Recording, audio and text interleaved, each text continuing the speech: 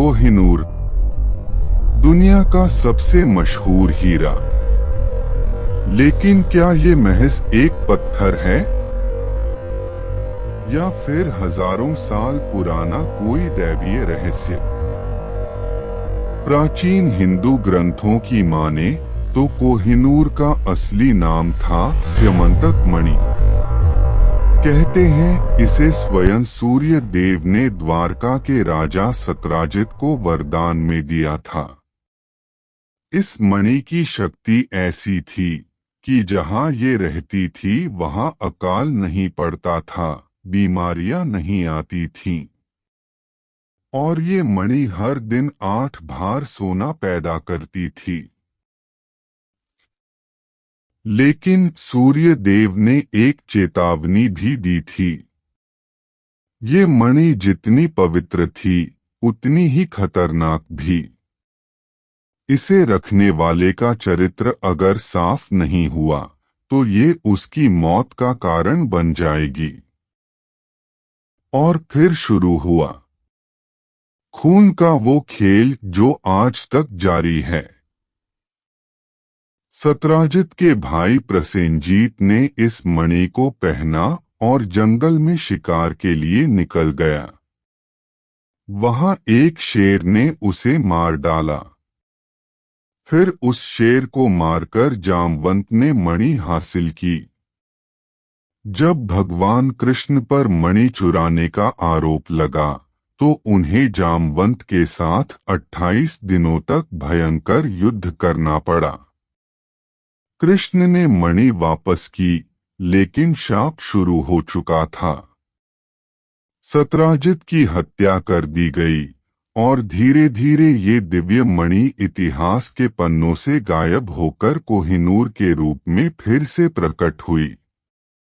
सवाल ये है, क्या महाभारत काल की वो चमत्कारी शक्ति आज भी इस हीरे के अंदर कैद है? क्या वही शक्ति राजाओं को भिखारी बना रही है? समय बदला और स्यमंतक मणि अब मुगलों के हाथ में थी।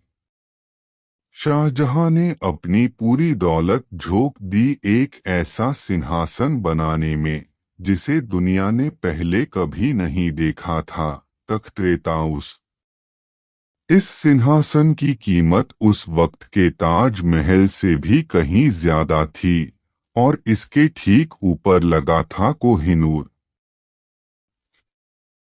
लेकिन यहाँ एक ऐसी गलती हुई जिसने इतिहास बदल दिया।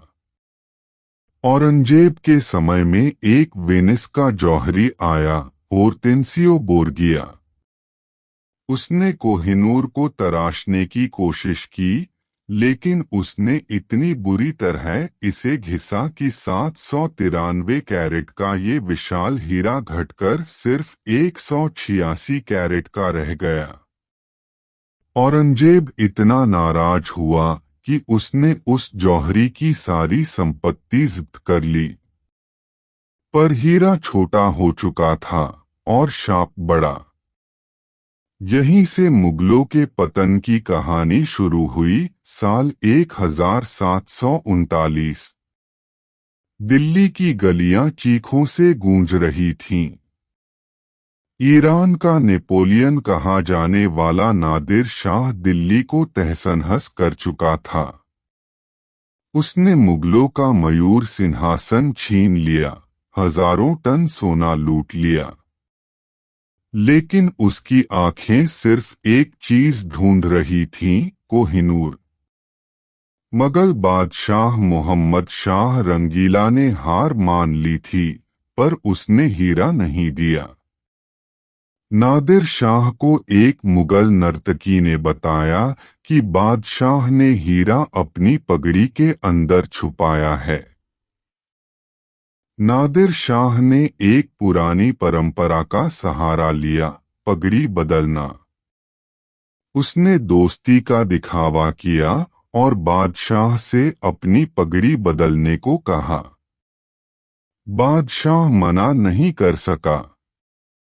जैसे ही नादिर शाह ने अपनी कोठरी में जाकर पगड़ी खोली, उसकी आंखों के सामने वो हीरा था। उसकी चमक देखकर वो चिल्ला उठा, कोहिनूर, यानी रोशनी का पहाड़। लेकिन नादिर शाह को नहीं पता था कि ये रोशनी उसकी जिंदगी में अंधेरा लाने वाली है। महज कुछ सालों बाद उसके अपने ही सिपाहियों ने उसे कत्ल कर दिया। नादिर शाह की मौत के बाद पूरे कैंप में अफरा तफरी मच गई। लेकिन इस शोर के बीच एक शख्स की नजर थी उस बेशकीमती हीरे पर, जिसे नादिर शाह ने कोहिनूर यानी रोशनी का पहाड़ नाम दिया था। स्पेस। वह शख्स था अहमद शाह अब्दाली। अब्दाली ने मौके का फायदा उठाया और हीरा लेकर अफगानिस्तान भाग निकला। यहां से शुरू हुआ कोहिनूर का वह सफर, जिसमें सिर्फ गद्दारी और खून खराबा था।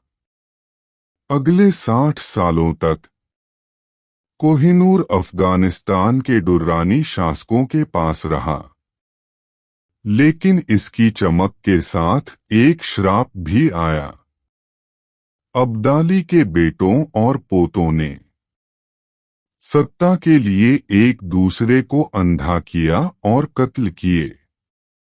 आखिरकार साल 1813 में अपनी जान बचाकर भाग रहे शाह शुजा ने पंजाब के महाराजा रणजीत सिंह के पास पनाह मांगी। महाराजा रणजीत सिंह, जिन्हें शेरे पंजाब कहा जाता था, उन्होंने शाह शुजा को जान की भीख दी, लेकिन बदले में मांगा कोहिनूर। इस तरह कई दशकों के बाद कोहिनूर वापस अपनी मिट्टी भारत लौट आया। महाराजा इसे गर्व से अपने बाजू पर बांधते थे। उनके वक्त में कोहिनूर की चमक पूरी दुनिया में मशहूर हो गई। लेकिन इतिहास को कुछ और ही मंजूर था। 1839 में महाराजा की मौत के बाद पंजाब का साम्राज्य बिखरने लगा। यही वह वक्त था जब अंग्रेजों की ईस्ट इंडिया कंपनी ने अपनी चाल चली। उन्होंने सिखों को हराकर महज 10 साल के नन्हे राजा दलीप सिंह को लाहौर की संधि साइन करने पर मजबूर किया। इस संधि की सबसे बड़ी शर्त थी कोहिनूर को इंग्लैंड की महारानी विक्टोरिया को सौंपना। 6 अप्रैल 1850 कोहिनूर को एक जहाज में रखकर चुपचाप इंग्लैंड रवाना कर दिया गया। जब यह हीरा लंदन पहुंचा तो अंग्रेज इसकी फीकी चमक देखकर हैरान थे। उन्होंने इसे दोबारा कटवाया, जिससे इसका वजन तो कम हो गया, लेकिन इसकी कीमत करोड़ों में पहुंच गई। आज यह हीरा लंदन के टावर में एक कांच के बक्से में कैद है। क्या आपको लगता है कि कोहिनूर को भारत वापस लाना चाहिए? तो दोस्तों, कोहिनूर की यह कहानी आपको कैसी लगी?